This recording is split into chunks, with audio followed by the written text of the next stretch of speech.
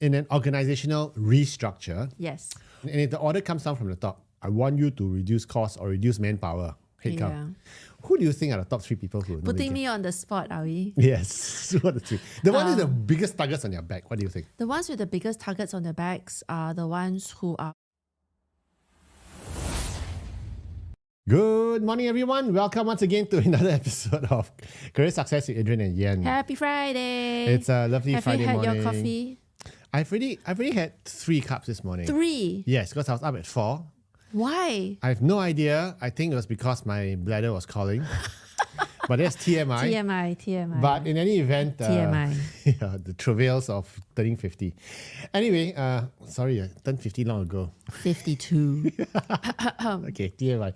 But anyway, good morning, everyone. Welcome to another fun episode of Career Success with Adrian and Yen. Once again, introductions. My name is Adrian and I'm the CEO and founder of Career Agility International. And Yen is our co-founder and executive director and super coach. I'm happy to be here. Yes, together we help individuals like yourself to achieve career success through career strategy and through career longevity so that you can enjoy your life without having to worry about your career and your job.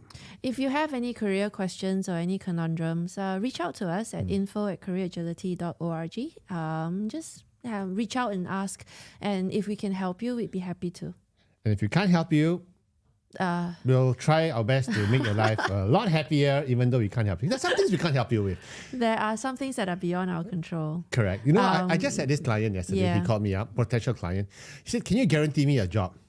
No one can guarantee you a job. So we can't help you on that one. Hang on. Well, yes, we can, but it might not be a job you want. Yeah, that's true. That's true. So what we always believe is that it's not about landing the job, because landing the job may not solve your career problem at the moment. Yeah. It could worsen it, in fact. Or worse, if you don't harness your strategy or when you make a decision, you have to be very clear about whether or not that job's going to be aligned to your career strategy in the long run. Because what if you get a job that's just as bad as your last one? Or worse. Or worse. Or pays better, but it's worse. It's a bigger conundrum. There are so many considerations. Some people just think about, I just need to land a job and I'll be okay. Oh, I just need to get a job with more money and I'll be okay. Yeah. But it's never okay until not you always figure so out. straightforward. Yeah. So, but reach out to us if we can help you. Then it'll give you more mind space for the more important things in your life. Yes. So today is it's an interesting topic because we're going to talk about something that has been on a lot of people's mind lately, especially with the huge swath of retrenchments, downsizing, restructuring, reduction in force. Do these things happen just like that, or are there signals? And that is the big question we're going to answer today. Are there signals? What are the red flags? What are the yellow flags? In fact, sometimes I think a red flag is a bit too late already. Why yellow flag? Or sometimes it just comes out of the blue. You know, have you ever played dodgeball? and you're looking at one or two people and then something else hits you off on the side of your head. And you're like, ow, I didn't see that coming. Blindsided. Right? Yes. Reminds me of that movie Dodgeball. I was just thinking about the one with Harry Styles. He played dodgeball with who's that fat comedian? No recollection. Oh my God, Sorry, is it the same movie we're talking about? No, it's a talk show. It's a talk show. No, I don't watch Harry talk Styles. shows. It was a very funny episode. Fat comedian, it has to be there. Fat comedian, the Late Show. And I haven't had enough coffee to remember who that is. I think our listeners would probably know who I'm talking about. He's very unpopular. I know. James Corden. There you go. Yes, right. We got there in the end. Name, We got there in the end. But that was a very funny episode. Anyway, okay, I digress. It's a Friday. But no, you're right. I think sometimes when you're playing dodgeball, sometimes you don't see the wrench that's coming at you. Or you're looking at something else and you're distracted by something and you don't see the forest for the trees. Correct. Yeah. So much so that let me just share a fun story with you, which I've obviously shared with you before and shared with many of our clients. You know, there's this guy, a CFO. He's been retrenching his entire staff due to cost constraints until he was left with 2 more people. In fact, he's the one that communicated that message to his people. Yes, correct. And one Monday morning, he got a letter coming in and he said, can you come into my office? And he went into the office, right? And he got notified that he was to go and he said, I can't believe it. I'm so shocked. Yeah. Red Like, flags, hello. signs, hello. Have you not know? noticed? Yeah, have you not Like noticed? some blur person with his head in his phone, and then he's walking, and then he falls into the pond. Splash, right? Splash. Splat. So that's why what we wanted to do today is to share with you a little bit about what are some of the red flags that you can see coming so that you can make the changes. I mean, it's not enough to just see, Yeah. right? I mean, we've been singing this tune for so long. We're always asking our clients to be agile. We're asking them to plan. We're asking them, even if things are good, you should be planning. You should be mobilizing your networks. You should be looking for what's next, so that if anything negative happens, you know exactly how to react. Correct. Yeah. So, okay. So that's our tune anyway. But let's talk about some of the signals and the things that you can look out for that tells you that your job's in jeopardy. Okay. So the first thing we want to share with you today is the 5 signs that your job is at risk. And the first thing, I think the biggest indicator, the biggest flag you see is if your company hasn't been performing or it's missed its sales targets or revenue targets or performance targets for 2 quarters straight. Sometimes it could be the other countries doing well, but your country isn't. Yeah, so it's global numbers we're talking about. Sometimes right? it could be global numbers are okay, but if a division's not doing well, that could also be a red flag. Because then that division's going to be disbanded and, sucked into some other division. That's true. And so those markets, it could be a global thing, but it also could be division specific. And the sad thing about it is that a lot of times you're not even involved in it because you may not be in sales. That's right. And you have no thumb on any button whatsoever. Exactly. It's not within your control that the company is not making money. I mean, you can't make them make money. Yeah. You can try your best to do the best that you can, and then you got to figure out where you fit on the totem pole as well. Because maybe there's somebody ahead of you in the queue for the chopping block. So sometimes it's about clawing your way up to not being the bottom guy. But okay, so once again, the issue is about retrenchment and exits, right? Or possible restructuring that could be negatively, So basically your job's at risk, right? Yes. Job's at risk. Maybe the job that you currently have. And if they move you into some other role, that could be a bad sign as well. I mean, it could take you away from your real job. your subject matter expertise. Correct. So what we're saying is this, if the individual is at risk, sometimes it's not just individual or bad performance. Yep. It's the whole division. But sometimes it is the individual. They're going to go on a witch hunt to throw somebody under the bus. Possible. That's possible. Now, in an organizational restructure, Yes. who are the types of people do you think who will be prime targets for, say a group of a team, of different groups of people? Who do you think, and if the order comes down from the top, I want you to reduce costs or reduce manpower, headcount. Who do you think are the top 3 people who Putting me on the spot, are we? Yes. Who are the 3? The one with the biggest targets on your back, what do you think? The ones with the biggest targets on their backs are the ones who are persona non grata or have stepped on a couple of toes along the way. Okay. That's usually typical. And I know I've seen and I've heard of lots and lots of conversations going around on, so should we cull the individuals? I like the word cull. It sounds horrible, but it's so but true. it is true, Yes. right? Should we cull, trim the branches? Okay. And so which branches do we choose Or your favorite term, prune. to trim? Prune the TVM. I'm not part of TVA, but yeah. TVA, the sorry. See, TVA, sorry. Yes. Marvel reference for all our friends out there. So who do you cull? I've Who do you seen, prune? I've heard, and I have witnessed these conversations happening at the top where they are trying to make a decision as to who would be, unlucky enough to have their roles become redundant or to have their roles First on the chopping block, like what you said. eliminated. Yeah. So it's not the person, it's the role. Okay. And politically, everyone's going to say it is the role. So if you have 2 accountants, you only need 1, then what do you do? Correct. Right? Or if you have like one of these roles that are kind of like mezzanine floor, like a supply chain, but this person's logistics or his warehousing or something, it's kind of like half-half. And you feel that some of the tasks can be broken up and taken on by others. And so then this individual then becomes disintermediated, Yes, right? correct. It becomes kind You of know, I see your point. so, Because so if you're I'm trying yeah. very hard not to answer your question specifically because context matters. I'll answer the question for you then. Okay, I'll say No, the no, things. no, no. You're answering your own question, my friend. Okay, so number one, you mentioned persona non grata. Is that more a personal thing? That is They don't always like the unlikable person? Or the possibly person? Yeah, okay. because maybe that It's an person easy choice to maybe let that go. person is the one who likes to say no a lot. You know, someone who doesn't sing the company's songs. Yeah. You know, we want enthusiastic people who are kind of okay, guys, we're gonna do this. Everyone goes, okay, that makes sense. Or the guy that goes, so you know, negative Nelly, and you know, someone who's not enthusiastic, not supportive. Okay. So I'm sure all of that is taken into consideration. So, okay, persona non grata as in personality-wise and work attitude-wise. I think, and I might be unfair about saying this, I think the other person who has a huge target on their back is normally the most expensive one.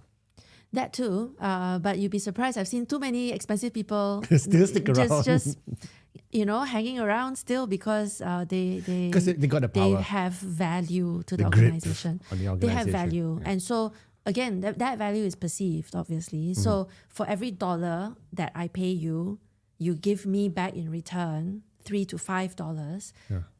You know, per energy. Okay, yeah, you that's know, true. per calorie, and so it doesn't matter that you're expensive because the value that you bring in is much more. But from the perspective of the rest of the team, they're going like, wow, the guy's so expensive. How come he didn't get culled? But you see, the thing is, the people at the bottom, the boss, the guy who's up there is saying that every $1 you pay me, I'm bringing in $5, Yes. right? But the people at the bottom are going, yeah, but that's my $5. That's my $3 you're bringing in. It's not you, it's me. You're working us to the bone. So why should you retrench me? Or if the boss can take on the tasks, Yeah, then why obvious, not, right? Yeah, right? correct. Because the junior cannot take on the management, Okay. but the manager can take on junior roles. Yeah. Or at least wear multiple hats. Yeah. So we're talking about value and capability and a whole host of other stuff, right? Other important elements. The third, so we talked about personality. We talked about price. Now, to make things more interesting, we need to think about the third P, which I cannot think on the spot. I have no idea.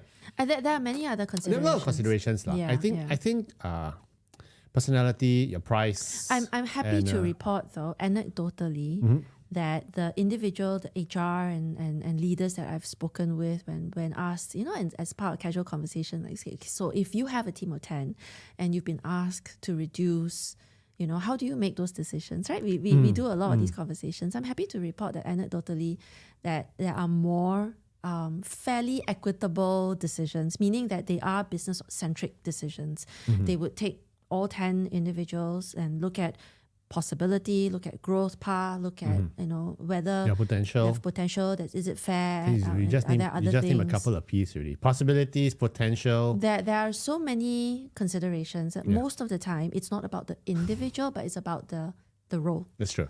And to see if I've got two people doing the same job, it makes sense to let one go. I think you're right. The third group of people who will be at risk are those who are not growing or don't have the potential for it. I mean, it's like if you're stuck there and, you know, in the past five years, you've been doing the same job and then they can't even redeploy you to somewhere else. And that's when you become too expensive. That's where for that job. Or you may not even be expensive. You might just be someone who's reasonably priced. Yeah. Okay, but if you're not showing that you're adaptable to the new environment, and I'm thinking, if I redeploy you to somewhere else, you're not gonna thrive there either. Yeah, I might as well sometimes do you the favor, nudge you out for you to reskill. With kindness. Cruel kindness, as HR would put it. Okay, so I guess those are the three types of people. But anyway, so when you are in a situation, I'm sure there are more, right? I'm sure there are more. Okay, but if you are in a situation where your company has missed the targets twice, okay, or even a third time, be ready for some massive changes because the first person to go will probably be the CEO. It's not always going to be exit on human terms. Yeah. It could be very uncomfortable changes. Yes. Right, as well. Correct. So your job's in jeopardy not because you've lost your job, but also because things are going to be unpleasant. Yeah. While you're still in your job. Correct. You know, so we don't want to be all doom and gloom. But yes, if your company isn't making its numbers or they're not hitting their targets. Yeah. And what was that we like to say? Revenue solves a lot of problems. Yeah. does. Sales. Yeah. Revenue, sales. Revenue solves a lot of problems. Yeah, that's true. So that's why, and lack of causes a lot of problems. Causes a lot of problems. So that's why. I Because think belt tightening is uncomfortable. the second thing that we talk about, the second red flag, I think, when it comes to signals that your job is at risk, is when you're suddenly put into a role that's smaller and quite uncomfortable. Or you get gifted the poison chalice projects. They'll go, there's this project. The project's constipated. We'd like you to take over. We believe in you. But you know that anyone who goes into that project burns out, doesn't have friends, and probably wants to quit. There are such projects. Yeah. The hot seat. Right? The hot seat. The revolving door. The revolving door, yeah. So, so if you are... there was a time in Singapore, in the parliament, where the transport minister seat was a hot seat. Really? If you remember. I always thought it was a Minister of Environment. No, the hot seat, because there was MRT problems. Oh, right. Remember, there were so many road problems and everything. It was a hot seat. Right, but Minister Kaur came in and he fixed it. And it was... He also fixed public housing. He's a fixer. That's why. So we need the right people to do it. You need the right people. So sometimes it's not always a bad thing. Yes. But the problem is if you are always solving problems, you're just going to be given bigger ones to solve. This is a great time for a plug-in. Like to our listeners out there, if you are inheriting a project or a program or an initiative that you feel might be overwhelming, you should come talk to us. Not that we can technically help you fix those problems, but I think we can give you some ideas on how you can make your environment a little bit more comfortable, and some healthy coping mechanisms. Growing mechanisms. Coping mechanisms. Yeah. I've had this conversation with quite a lot of our clients. Quite recently, yeah? Not recently, all the time. Yeah, but quite recently we've seen a lot. Because I think most of us are asked to do more with less. Yes. So that's why I think it's a growing trend. So if you're out there, you need any advice, come talk to us. info@careeragility.org. Just because you're given another seemingly meaningless role within an organization doesn't mean it's all bad. Yeah, but there's it is a something signal. there. But it is a signal that, especially if it's a transformation type of role. And if you turn it around, and we know many of our clients who have inherited poison chalice projects and have turned it around. Yeah. So, but it is. It could be It could be a signal. Come talk to us, because it's a situation where if you're not careful, suddenly and if you're successful at turning it around and there are no more other problems to solve, suddenly you're out of a job. That too. So you need to watch out for that. Come talk to us. We had this client who suddenly realized that he was being excluded from a lot of meetings, emails. Yes. He would see everyone rushing into the meeting room and he was like, what's going on? There's a special sales meeting. Yeah, or something. Yeah. He wasn't invited. Yes. And I've had other clients, and this time we'll just change the gender a little bit. So she says she's bored because she had a project that she had to give away. Why? The bosses made her give it away. Yes. But that's my baby. But they've talked about it, and then so she was working on it. She's supposed to start it, and then she's supposed to give it away. And who was it handed over to? Some golden child? New hire. Oh. Ooh. Prettier, younger. We don't know. We don't know. The boss's niece. Maybe. Okay, we're writing a drama series, completely fictional. But you know where I'm coming from. It's not isolated. It's not an isolated story. Yeah. We hear this kind of stories quite a lot. This young, just to make it more drama, and this young person coming on board, this management trainee that's taking over her key role, has the same surname as the company on the wall, and you know that it's so. That's when you got. So if you get excluded or you're forced to give up territory, you're forced to reduce your number of accounts for no apparent reason. Yeah, for no apparent reason, but I think it's a sign. Without reason, yes, it's a sign. Yes. You have to be very mindful about it.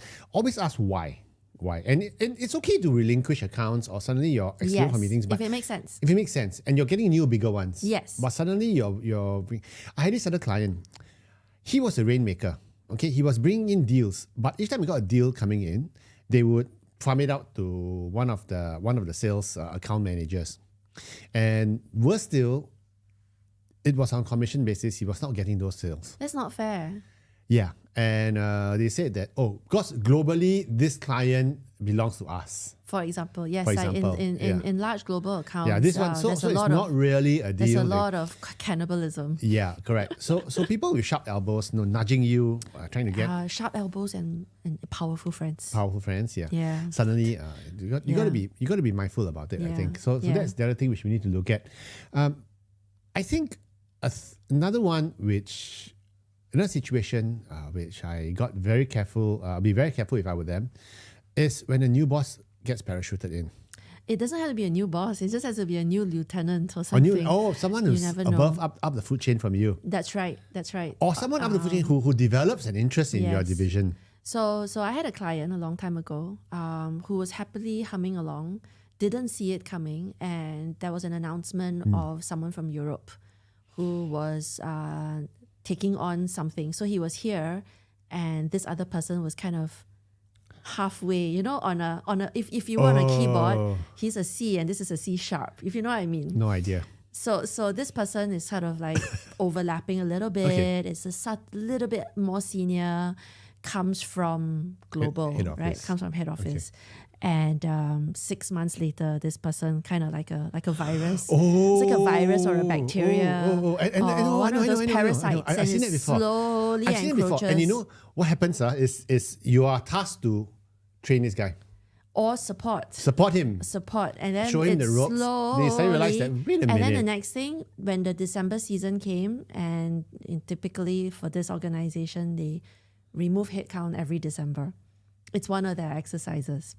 So, which is a very unpleasant thing to happen. And next thing you know, he was notified because this person was more than capable to do both. Yeah. And more. So it happens a lot. So someone new in your team, and there's some tiny changes in the playground, and There's a new sheriff in town. It doesn't have to be the sheriff. The There's a sheriff new hires a new deputy. deputy. The deputy hires an assistant. And But I really and think- you got to figure out the dynamics. No, I really think one of the biggest indicators is if you start being left out of conversations. Yes. New initiatives Yes. coming up. I think Yeah. I would feel very nervous. And That's because you are just Mr. Nosy. You're like, I want to know who's doing Information what. I want is to know power. everything. I Information don't is- know. I generally go on the other side where I'm No, like, I okay, need to know I'm staying in everything. my lane kind of person. I kind of like, okay, don't fuss with my territory, and I won't fuss that's with yours. when the boiling frog situation comes in. Exactly. You see, when So- you do that. And having that awareness has helped me a little bit. But you have always been uncomfortable if people are talking and you're not part of the conversation. Yes, that's true. That's what my wife tells me all the time. You're like curious Curious George. A curious little monkey, like yes. there are some people there laughing away. You'd be What was the joke? you What's the would joke? gravitate in Yeah. and go like, "What's going on, guys?" And we'd be like, side eye.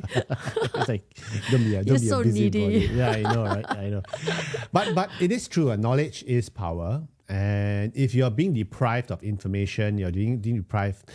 I think it's important to realize that your power base is eroding, but something is Maybe. going on. So you Yeah. have to be mindful. Sometimes I'm just being paranoid, okay?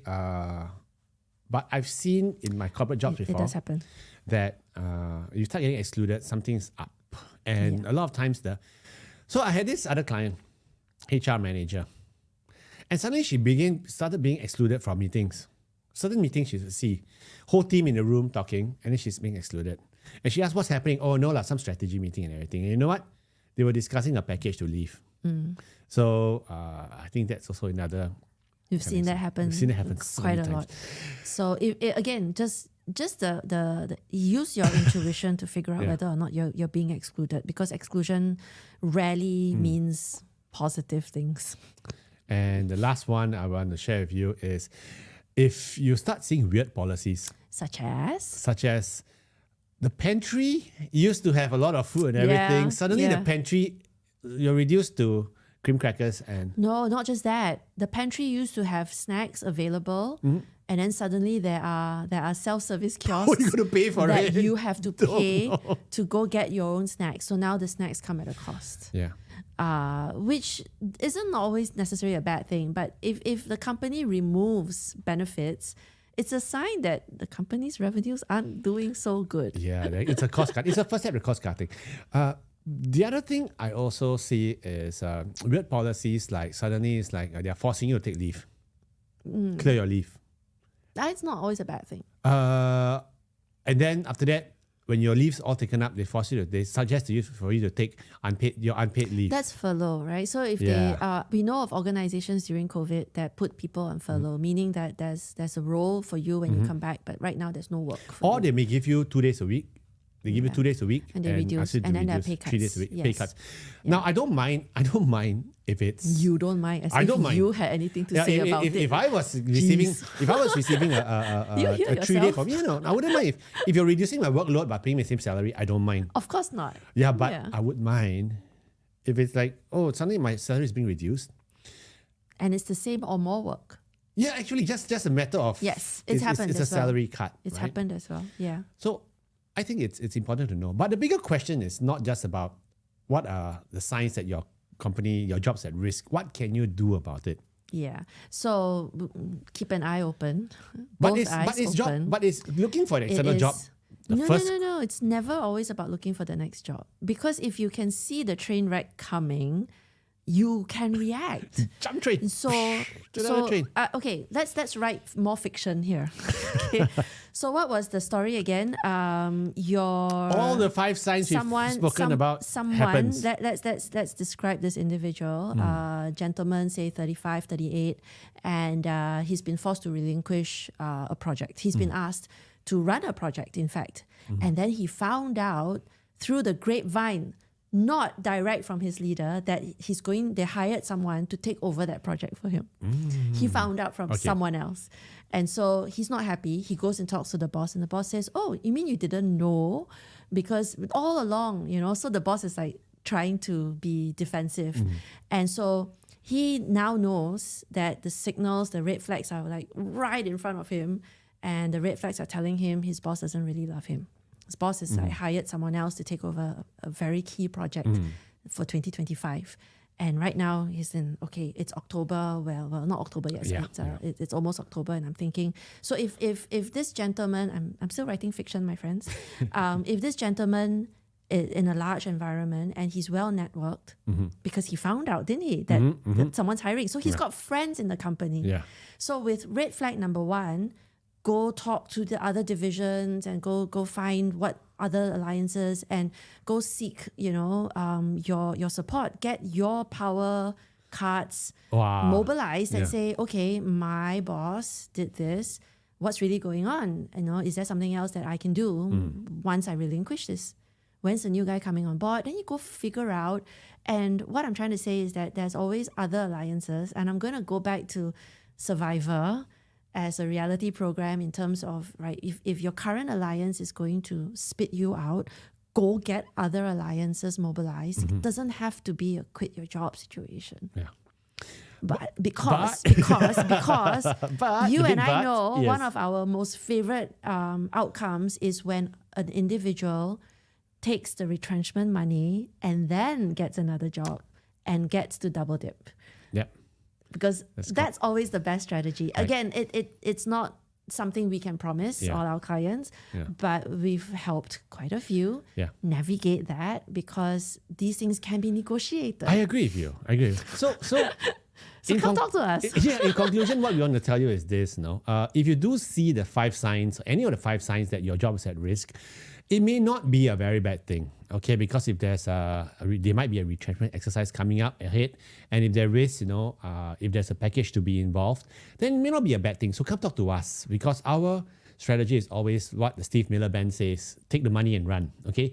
But run to where? How much money you want to take and everything? Come talk to us, because there are strategies involved. How you're going to exit it? Come talk to us. And sometimes you don't need to run. Maybe you just need to figure out a faster train and internal, move into a different division.